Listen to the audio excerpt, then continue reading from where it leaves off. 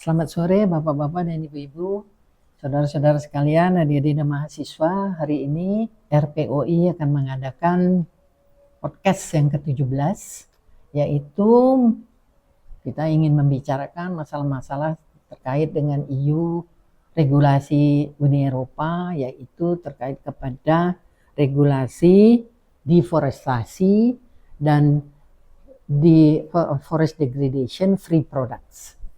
Jadi di sini banyak sekali sekarang ini di mana-mana instansi, di mana-mana seminar, semua pada membicarakan EUDR yang menurut saya pembicaraan itu boleh-boleh saja dilakukan oleh siapa saja, tetapi prinsip-prinsip dasarnya kurang mendalam dibahas.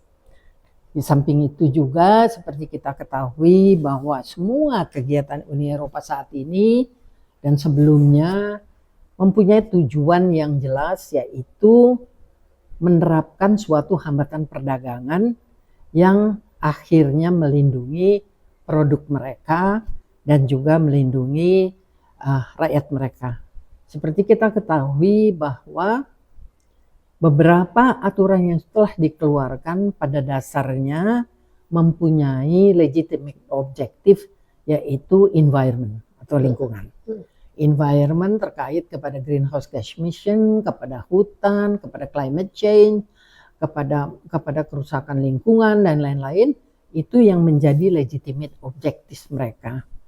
Memang agak susah dalam negosiasi apabila legitimate objektif dari kebijakan itu adalah lingkungan.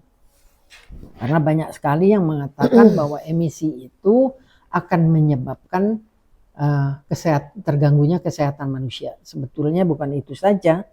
Emisi itu memang akan mengganggu, akan menyebabkan datangnya penyakit, akan menyebabkan kerusakan lingkungan, akan juga bermacam-macam yang lain, lalu bisnis berarti tidak bisa jalan dengan baik. Nah, saya hari ini kedatangan tamu Ibu Wahidah. Silakan Ibu, kenalkan diri. Baik, selamat sore Bapak dan Ibu, adik-adik sekalian. Assalamualaikum warahmatullahi wabarakatuh. Terima kasih Ibu Ros. Ibu Ros adalah guru saya. Guru saya selama saya mencoba menggeluti dunia sawit Bapak dan Ibu. Jadi sebelumnya saya bersinggungan dengan EUDR ini di saat saya menjabat sebagai atase pertanian untuk Uni Eropa di awal tahun 2017 hingga akhir tahun 2020. Jadi sejatinya pada saat masa-masa itulah inisiasi awal dari EUDR yang awalnya hanya sebatas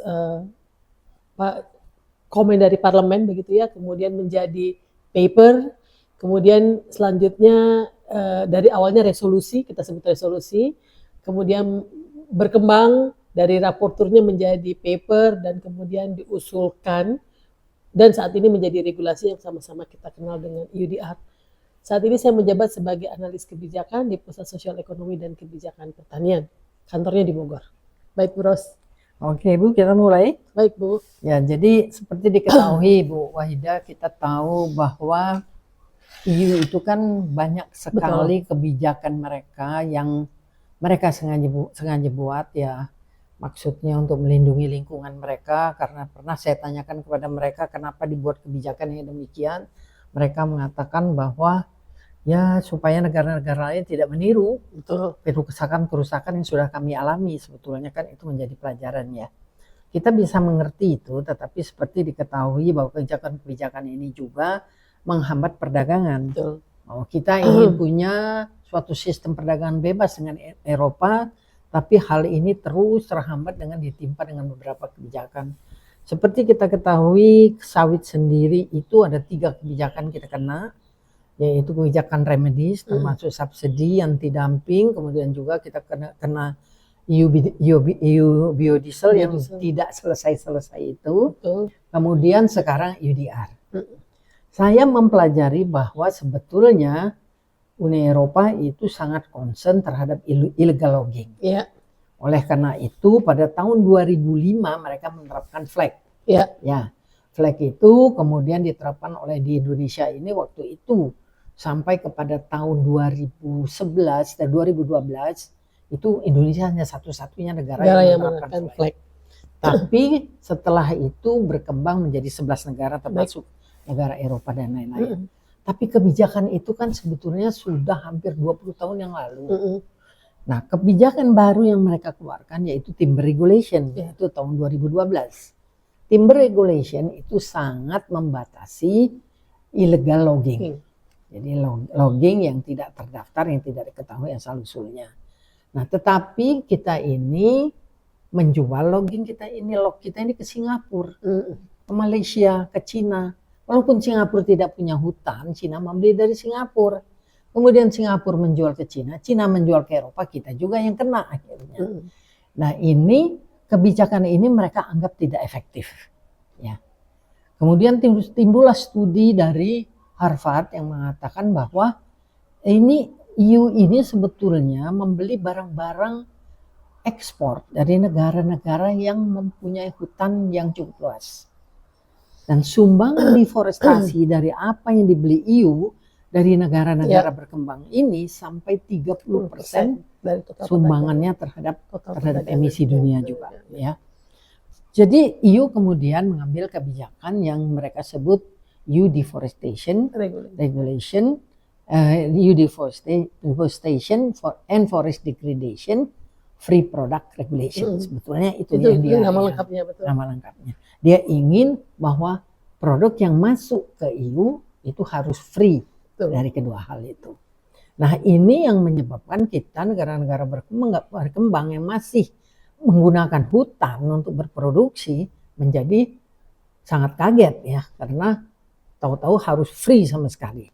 Nah, itu dikenakan kepada koko, kopi, karet, soya bean, kelapa sawit, dan beef product, cattle. Oke lah, cattle kita tidak, tapi 5 dari produk itu, 4 dari produk itu ada di Indonesia. Betul. Ada juga di Ghana, ada juga di Brazil dan lain-lain. Nah, di dalam ketentuan ini memang seperti saya katakan tadi, concernnya seakan-akan itu adalah concern lingkungan ya. Tetapi concern yang paling berat sebetulnya adalah timber. Ya. Kenapa ke karet dimasukkan? Sebetulnya kalau kita bicara, mereka kan sekarang bicara forest risk regulation, forest risk commodity.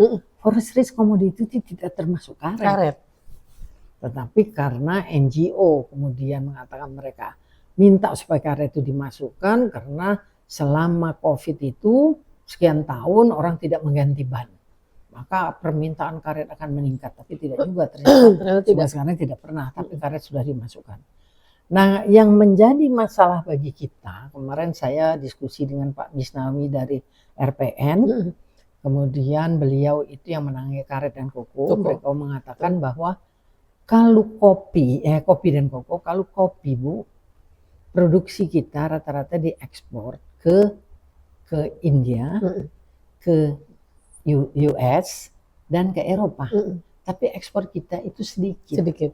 Karena 50% dari produksi kita digunakan di dalam negeri. Betul. Karena sekarang tumbuhnya banyaknya kafe. Gitu ya.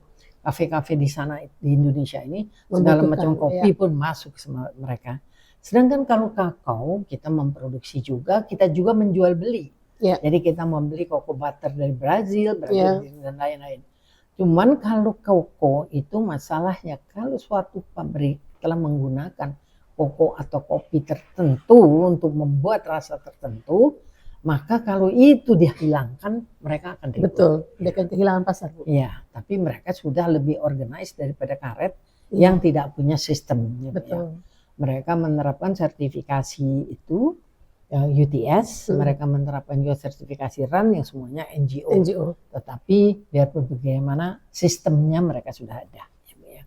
Nah, sekarang yang kita concern betul adalah mereka yang tidak punya sistem. Betul. Seperti karet. Karet belum punya sistem sama sekali untuk menerapkan UDR ini. Ya. Walaupun kita tahu bahwa di UDR ini tidak ada namanya supply chain certification. Yang ada adalah due diligence. Jadi due diligence ini adalah pokok dari segala macamnya. Jadi permasalahan juga timbul karena due diligence ini, dan juga kita di sekarang sudah mulai menyiapkan diri. Tapi kalau pengalaman saya sebagai seorang orang yang ikut terlibat di dalam masalah biodiesel ya sampai di WTO, sebetulnya apapun yang kita siapkan untuk menghadapi aturan orang lain tidak boleh disuarakan. Karena itu posisi kita. Ya. Ya. Jadi tidak perlu saya sudah siap menerapkan UDR, bicara kepada Eropa untuk apa? Berarti nanti kalau kita negosiasi mereka bilang loh, kamu kan udah siap, kenapa negosiasi? Betul. Ya, jadi ini banyak mereka yang tidak ngerti, malah setiap departemen segala macam ketemu mau membahas ini membahas, mestinya jangan dulu sampai begitu. Diam-diam saja kalau mau membahas pun pelan-pelan saja. Karena kita kan belum tentu menerima ini dan pasar kalau kopi segala macam itu kan masih bisa cari yang lain. Kalau palm oil, kita di apapun kita tetap kena hambatan terus. Betul. Ya kalau paling tidak itu hambatan paling mudah itu adalah anti dumping yang diizinkan oleh WTO.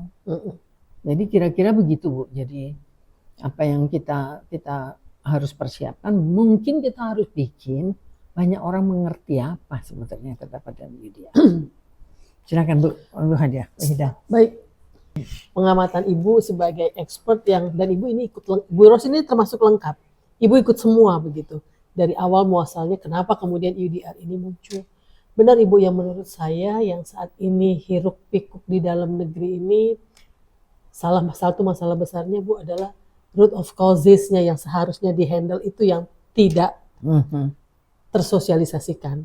Kemudian kalau kita ngomong sosialisasi, siapa yang harus melakukan sosialisasi ya Bu? Mungkin saya pikir kita harus bermula dari situ ya Bu. Dan yang menyampaikan memang harus orang yang paham, karena tidak hanya sekedar kita membahas hambatan perdagangan Ibu, ya kan Bu. Itu ada makna yang lebih besar lagi di dalamnya. Kalau kita ngomongin sawit, seperti tadi Ibu bilang, kalau kopi karena di dalam negeri demand tumbuh luar biasa, agak tenang ya Bu. Saya juga sepakat dengan Ibu Ros, karet ini termasuk yang nggak punya sistem. Sawit boleh kita katakan yang paling advance ya Bu. Yang paling advance saja kalau kita lihat di depan Bu, hantamannya kan tidak berhenti ya Bu. Advance dalam sisi standarisasi, sustainability sudah compliance, itu tidak serta-merta membuat produk ini selamat begitu kan ya Bu, dalam rangka UDR. Apalagi kemudian produk-produk lainnya Bu, seperti karet dan lain-lain. Mungkin yang perlu kita diskusikan Bu Ros, dan saya juga minta pendapat Ibu di sini. Esensi paling utama Bu, kalau kita kemudian mencoba mencari quick wins Bu Ros. Quick win itu kan kita berhadapan dengan very short run dan long run ya Bu. Otomatis dengan cara Ibu sebagai pakar dan kita semua di sini berdiskusi dan sharing, quick wins yang paling mendasar itu kan adalah diawali dari prioritas yang paling gampang Bu. Artinya kan kita buying time dalam rangka mau nggak mau, you akan bilang kan ya Bu Ros, correct me if I'm wrong Bu. Kalau kamu masuk pasar EU berarti you have to comply. Otherwise kamu kehilangan pasar. Bahasa letterlocknya kan seperti itu Bu Ros. Quick win apa Bu Ros yang kira-kira bisa kita kemudian mulai menyuarakan, sehingga teman-teman di luar sana yang membahas UDR menurut saya berpikirnya sequence-nya clear Bu. Jadi jangan yang kalau menurut Bu Ros less priority artinya less important, justru kita lebih banyak membicarakan yang less important, tapi esensi besar dari si UDR ini yang seharusnya kita bisa mulai dan kemungkinan kita bisa mencapai itu malah luput dari perhatian kita Bu Ros. Saya itu berpikir begini Bu, seperti saya katakan problem utama itu kan sebetulnya adalah illegal logging, illegal timber, ya. Nah, sebetulnya illegal timber kalau kita baca di dalam UDR ini, itu ujung-ujungnya hidden agendanya adalah sustainable forest. Ya. Ya. Nah, saya kemudian bertanya kepada ada orang-orang dari KLHK, apakah kita menerapkan sustainable forest? Pertanyaan paling mendasar Ibu. Ya, mereka bilang kita menerapkan, tapi hanya di beberapa sektor saja yang aman lah ya. Jadi kalau itu yang kita menerapkan sustainable forest, berarti tidak ada pertanyaan lain terhadap komoditi-komoditi ini. Karena kalau kita sudah comply sustainable forest, then case close Ya, gitu ya, Bu? case close. Karena sustainable forest itu menerapkan bahwa yang di luar sustainable tidak masuk kan.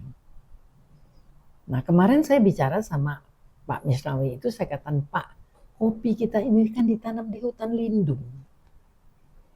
Di mana ada hutan lindung, disitulah kopinya paling enak. Betul. Tapi itu bukan kesalahan kita. Itu adalah kesalahan Belanda. Dari zaman dulu Belanda nanam kopi itu adalah di hutan lindung. Nah, sekarang apakah definisi mengenai hutan lindung ini yang dipakai untuk menanam kopi itu sama tidak dengan definisinya EU? Karena kopi sampai sini menerapkan Rainforest Alliance, dan berarti definisi Rainforest Alliance mengenai hutan beda dengan Eropa. Ya. Nah, itu yang mesti kita match. Nah, sekarang saya bilang, apakah delegasi kita yang bolak-balik